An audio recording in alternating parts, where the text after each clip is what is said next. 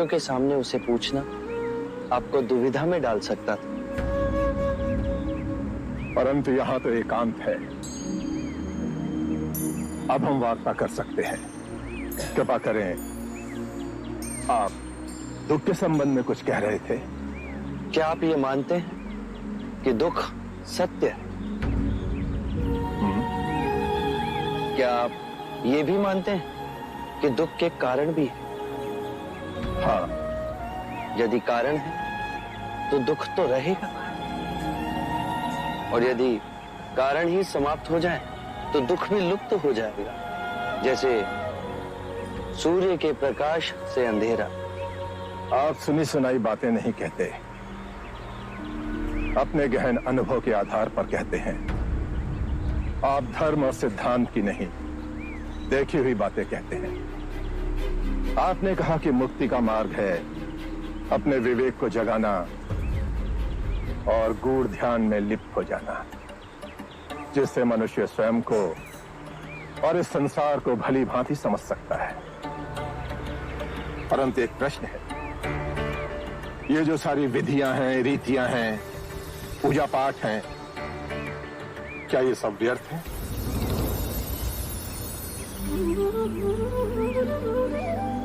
यदि कोई व्यक्ति इस नदी के दूसरे किनारे पर जाना चाहे तो वो क्या करे? यदि जल गहरा नहीं है तो वो चलकर जा सकता है, और यदि जल गहरा है तो वो नाव की सहायता से जा सकता है या स्वयं तैरकर जा सकता है।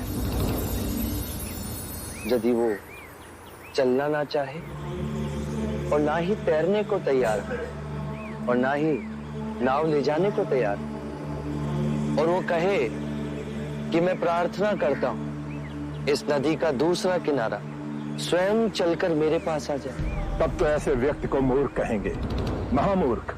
इसी प्रकार यदि व्यक्ति अज्ञान और भ्रांति को अपने विवेक से मिटाएगा नहीं तो परम आनंद और मुक्ति के दूसरे छोर पे कैसे पहुंच पाएगा?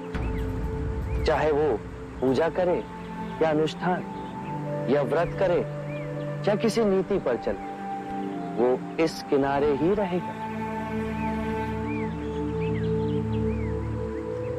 हमने सारे शास्त्रों को पढ़ा, उन पर व्याख्या की, परंतु जीवन के इतने जटिल सत्य को इतनी सरलता से किसी ने नहीं समझाया, किसी ने नहीं समझाया।